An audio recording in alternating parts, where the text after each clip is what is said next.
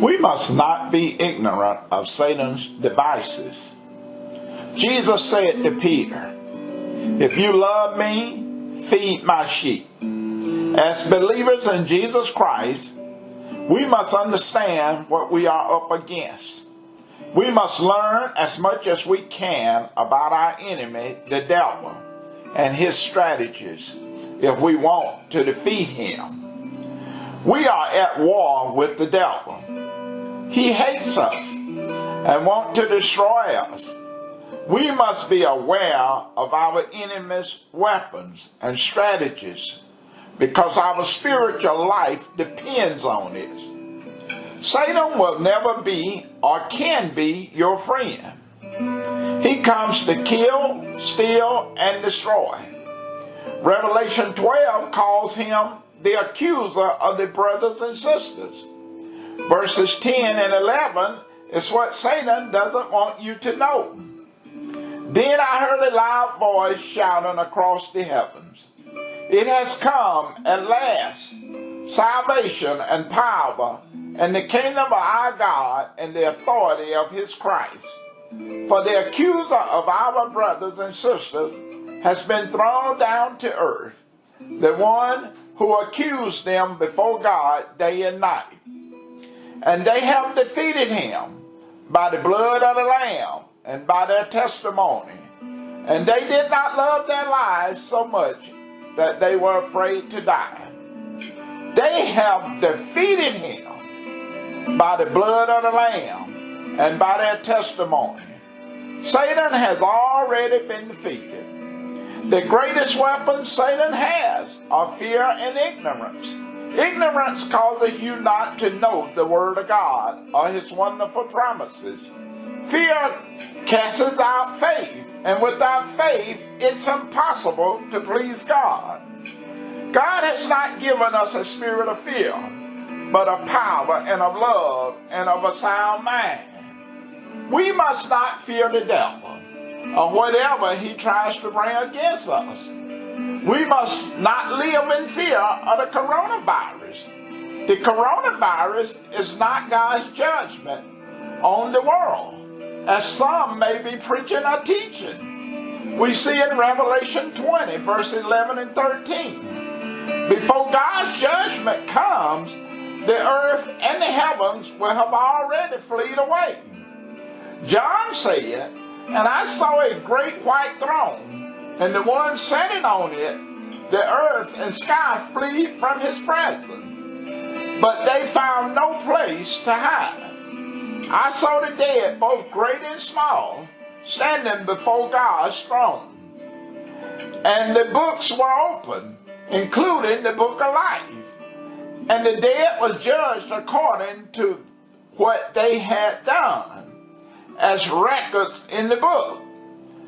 The sea gave up the dead, and death and hell gave up their dead, and all was judged according to their deeds." As Christians, we must understand that all sicknesses and diseases comes from the devil. We see this in the Word of God. God is love, and He loves us. He is not trying to kill us with sicknesses and diseases. But if Satan can convince you that God's judgment has come on you to teach you a lesson, he doesn't need to worry about you using the Word of God or praying to kick him out. Jesus heals a boy in Matthew 17. A man came to him, kneeling down to him and saying, "Lord, have mercy on my son, for he is an epilepsy and suffers severely. For he often fallen into the fire and often into the water." Jesus rebuked the demon, and it came out of him, and the boy were healed at once. Luke 4:40, verse 41. Now when the sun was setting, all they had any sick with divers diseases brought them unto him, and he laid his hands on every one of them, and healed them. And devils also came out of many, crying out and saying, thou art Christ, the Son of God. Matthew 15, Jesus heals a Canaanite woman's daughter. She said, my daughter is tormented by a devil. Then Jesus answered and said unto her, O woman, great is thy faith. Be it unto thee, even as thou wilt. And her daughter was healed from that very hour. Luke 8, verse 27 through 33.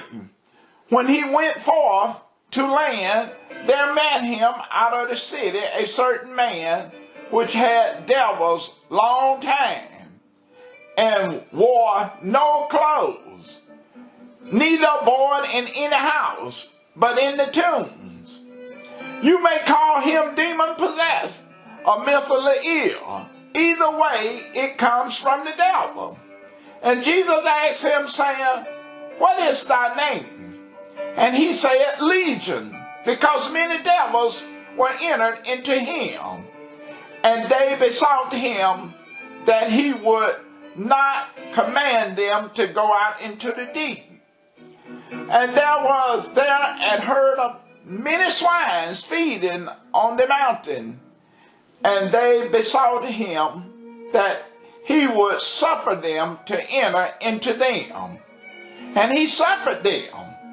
Then went the devils out of the man, and entered into the swines.